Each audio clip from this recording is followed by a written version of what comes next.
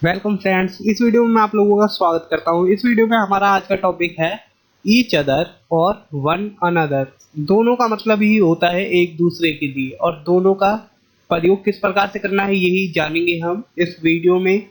और इसके साथ डैम सेल्फ के बारे में जानेंगे, क्योंकि कुछ लोग कंपेयर करते हैं डैम सेल्फ को ईच अदर और वन अनदर से। तो मैं हूं अनिल कुमार, आप देख रहे हैं English to Hindi learning speaking conversation. तो चलिए शुरू करते हैं। ओके फ्रेंड्स, जानते हैं रेसिप्रोकल प्रोनाउन के बारे में, जिसका हिंदी में अर्थ होता है पारस्परिक संबंधवाचक सर्वनाम। ये है ईच अदर, जिसका प्रयोग दो वस्तुओं या दो व्यक्तियों के लिए होता है। और सेकंड है वन अनदर, जिसका प्रयोग दो से अधिक व्यक्तियों या वस्तुओं के लिए होता है। और इसका कंपेयर किया जाता है देम सेल्फ से। तो ये बिल्कुल कंपेयर जो है ये बिल्कुल गलत है। इसका यूज कभी नहीं करना चाहिए एक दूसरे के लिए, ठीक है। ईच अदर और वन अनदर का यूज एक दूसरे के लिए होता है, जिसकी तुलना कुछ लोग करते हैं देम सेल्फ से। तो देम सेल्फ है रिफ्लेक्सिव प्रोनाउन, जो कि अपनी बात खुद पर रिफ्लेक्स करता है, खुद पर ही परिवर्तित कर देता है, उसे बोलते हैं रिफ्लेक्स। और ये है रिफ्लेक्सिव प्रोनाउन देम सेल्फ। आप सेंटेंस से समझेंगे एग्जाम्पल से। तो देखिए, Manoj and Sunita hate each other. Manoj और सुनीता को एक दूसरे से नफरत है। सेकंड है Manoj and Sunita hate one another. Manoj और सुनीता को एक दूसरे से नफरत है या एक दूसरे से नफरत करते हैं। ओके, तो जैसा कि आप लोग देख रहे हैं, ईच अदर और वन अनदर दोनों सेंटेंस का मीनिंग सेम है, इसलिए कॉमन इंग्लिश में इन दोनों का यूज एक दूसरे की जगह किया जाता है और होता है ज्यादातर अब, ठीक है। और ईच अदर का यूज ज्यादा होता है। देखिए अब तीसरा, Manoj and Sunita hate them selves. Manoj और सुनीता खुद से नफरत करते हैं। तो इससे साफ पता चल रहा है कि ये सेंटेंस जो है वो गलत है। गलत नहीं है, मतलब कि अगर खुद से करना है तो उसके लिए सही है, लेकिन एक दूसरे के लिए ये गलत है, ठीक है। इसमें साफ पता चल रहा है मनोज और सुनीता, मनोज खुद से नफरत करता है और सुनीता खुद से नफरत करती है। एक दूसरे की यहाँ बात नहीं हो रही है। हमने रिफ्लेक्सिव प्रोनाउन का यूज किया है इस वजह से। और हमने वन अनदर का यूज किया, तो मनोज और सुनीता एक दूसरे से, ठीक है। समझ में आ रहा होगा। देखिए कुछ और example. They help each other, उन्होंने एक दूसरे की मदद की। दे हेल्प्ड वन अनदर, उन्होंने एक दूसरे की मदद की। तो कॉमन कॉमन इंग्लिश में आप ईच अदर और वन अनदर किसी का भी यूज कर सकते हैं, लेकिन जो ज्यादा यूज में होता है आजकल वो है ईच अदर। वन अनदर की जगह भी ईच अदर का यूज किया जाता है।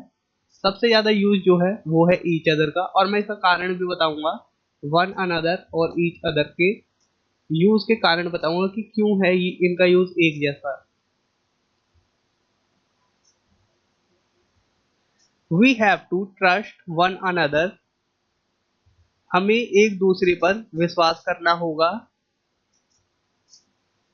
ठीक है। और ये देखिए we have to trust each other, हमें एक दूसरे पर विश्वास करना होगा। तो जैसा कि मैंने कहा कि दोनों का यूज एक दूसरे की जगह किया जा सकता है। देखिए, this is a good opportunity to get to know one another, यह एक दूसरे को जानने के लिए एक अच्छा अवसर है।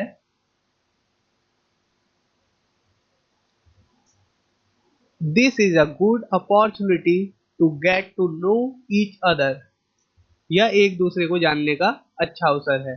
तो देखा आप लोगों ने कि वन अनदर और ईच अदर का यूज सेम है, मीनिंग सेम है, सेंटेंस भी सेम है, बस हमने एक में वन अनदर का यूज किया, एक में ईच अदर का। तो आप ज्यादातर ईच अदर करें क्योंकि आजकल ईच अदर का यूज ज्यादा होता है।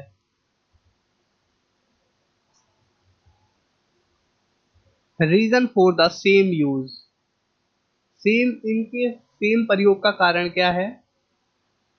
देखिए, वी लव वन अनदर, हम एक दूसरे से प्यार करते हैं।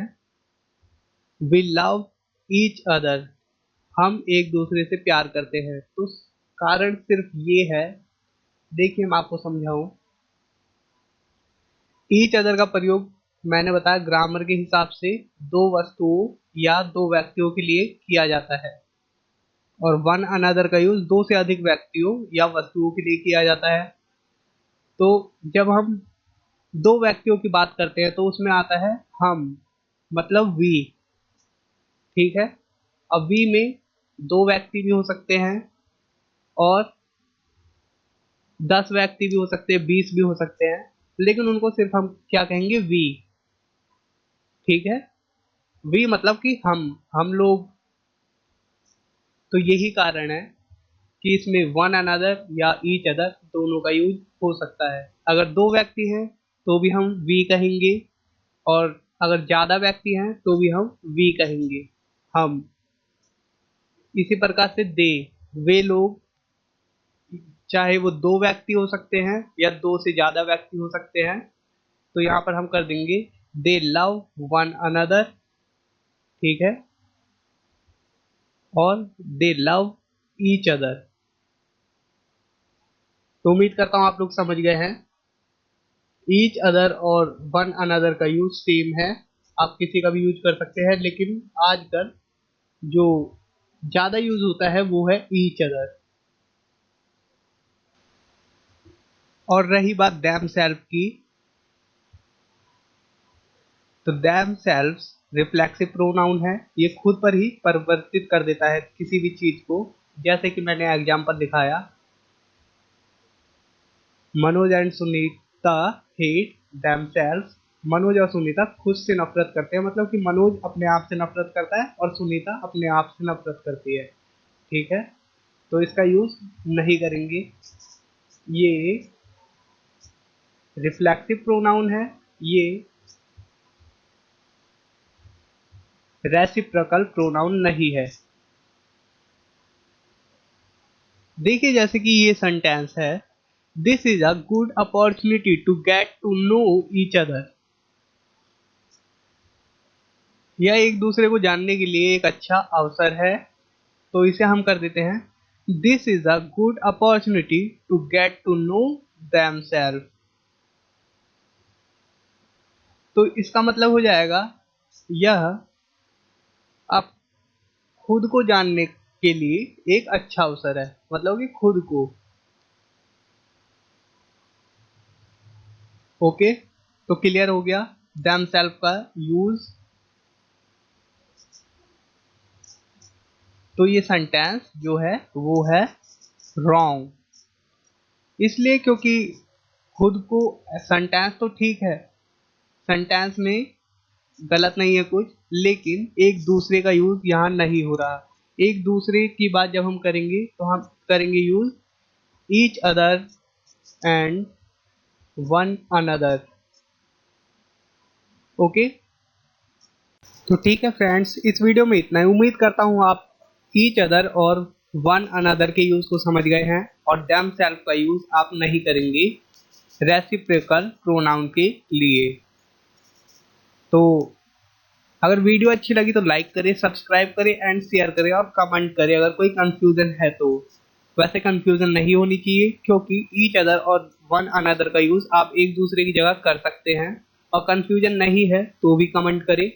और जो नेक्स्ट वीडियो होगी वो होगी देन और देन के लिए, देन वर्सेस देन, दोनों के अंदर डिफरेंसेस क्या है, इसके ऊपर वीडियो होगी। तो thanks for watching, take care, bye.